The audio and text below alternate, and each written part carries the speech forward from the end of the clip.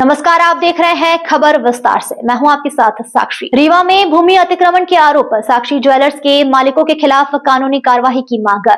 रीवा के शिल्पी plaza B block के सामने स्थित साक्षी ज्वेलर्स के मालिक मिथिलेश गुप्ता, कमलेश गुप्ता, रमेश गुप्ता और अक्षय गुप्ता पर स्थानीय निवासी पन्नालाल अवस्थी ने भूमि पर अतिक्रमण का आरोप लगाया है। प्रार्थी के अनुसार खस्ता क्रमांक 186 और 187 ग्राम चोरहटा तहसील हुजूर जिला रीवा में स्थित यह भूमि रश्मि अवस्थी के नाम पर पंजीकृत है। प्रार्थी ने बताया कि 6 नवंबर 2025 को उक्त 4 व्यक्तियों ने लगभग 40 लोगों और हथियारों के साथ उनकी बाउंड्री वॉल के भीतर प्रवेश कर परिवार को डराया धमकाया और भूमि पर जबरन कब्जा करने का प्रयास किया। इस घटना के बाद प्रार्थी ने 10 नवंबर 2025 को तहसीलदार से सीमांकन हेतु राजस्व टीम का गठन करवाया और टीम स्थल पर पहुंची, परंतु आरोपियों ने मौके से भागकर सीमांकन कार्य को रोक दिया। फरियादी ने कहा है कि आरोपियों द्वारा लगातार धमकी दी जा रही है, जिसमें हम आपको फंसाएंगे जैसी बातें शामिल हैं। वहीं प्रार्थी ने इस प्रकरण में तत्काल जांच और आरोपियों के विरुद्ध कठोर कानूनी कार्रवाई की मांग की है। साथ ही अपने तथा परिवार की सुरक्षा सुनिश्चित करने की मांग किया है। इस संबंध में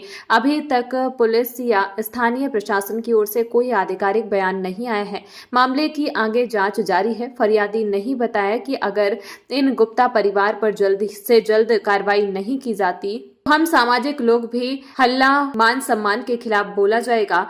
हम सभी भी इन व्यापारियों के खिलाफ आवाज उठाएंगे।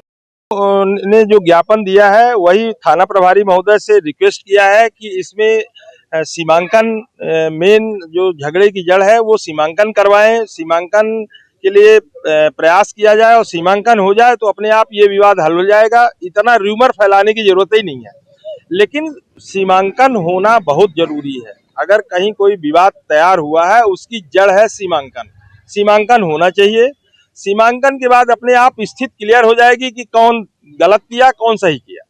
हुआ क्या मामला पूरा क्या है, कैसे ये मामला एक्चुअली ये साक्षी ज्वेलर्स के जो ओनर हैं अक्षय गुप्ता, रमेश गुप्ता वगैरह, इन लोगों ने कहीं बाउंड्री वाल तो नहीं, वो एक पत्थर से ऐसे स्टैक करके बनाया हुआ था। बारिश में वो अपने आप गिरती गई। अब वो जब साफ सफाई हुई तो वो गिर गई। अब इनका ये कहना कि आपने गिराया, तो हमने आधी बाउंड्री गिराई, आधी नहीं गिराई। ऐसा कभी हमको गिराना होता तो हम तो पूरी बाउंड्री गिराते, आधी क्यों गिराते? ये सोचने की बात है। लेकिन इनका मकसद क्या है ये समझ में नहीं आ रहा। भाई बाउंड्री वाल अगर आपकी आधी गिरी है आधी नहीं गिरी है तो आधी क्यों गिराएंगे? गिराना हो तो हम पूरी ना गिराएंगे। लगातार मीडिया में बयानबाजी कर रहे हैं। वो इनका ये क्या है, जमीन हड़पने का इनका एक वो षड्यंत्र है। ये माहिर है, ये स्पेशलिस्ट है जमीन हड़पने के लिए। हर जगह, हर रीवा शहर के हर कोने में कई जगह इनकी विवाद की स्थिति है। हर जगह इनकी स्थिति है और यहाँ ये गलत फंस गए। अब यहाँ ये 1 इंच जमीन इनको अपनी नहीं दी जाएगी। बाकी इनकी जो अपनी खुद की इनकी जो जमीन है उस पर ये काबिज करें। अब डिमार्केशन होगा, सीमांकन होगा और सीमांकन के बाद ये अपनी जमीन पर ये काबिज हो, अपनी जमीन पर हम काबिज हो। बस सीधी सी बात है। थाना प्रभारी महोदय को हम लोगों ने यही ज्ञापन देने आए हैं कि ये लोग गलत तरीके से समाज में न्यूसेंस क्रिएट कर रहे हैं। उस व्यापारियों को गलत तरीके से मिसगाइड कर रहे हैं कि हमारे साथ गलत हुआ, जबकि ये खुद गलत कर रहे हैं। तो वही हम सर से यहाँ रिक्वेस्ट करने आए थे कि ये समाज में इस तरह र्यूमर फैला रहे हैं, समाज में इतना गलत तरीके से र्यूमर फैला रहे हैं जबकि ये खुद गलत कर रहे हैं।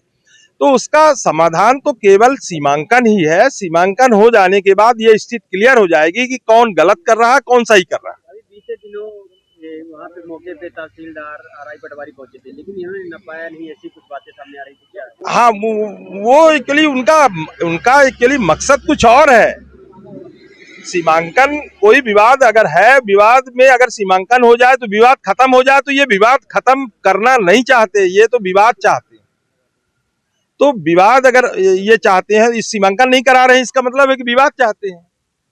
तो आप लोग शिकायत किए? तो थाना प्रभारी महोदय से यही रिक्वेस्ट करने आए थे। अभी हम लोग एसपी साहब के पास जाएंगे, आईजी साहब के पास जाएंगे, कलेक्टर साहब के पास जाएंगे कि ये लोग गलत तरीके से प्रोपेगेंडा फैला रहे हैं और अगर ये ऐसा करेंगे, किसी के मान सम्मान के खिलाफ अगर आवाज ये उठाएंगे तो इनके भी मान सम्मान के खिलाफ आवाज हम लोग भी उठाएंगे। विनोद कुमार द्विवेदी।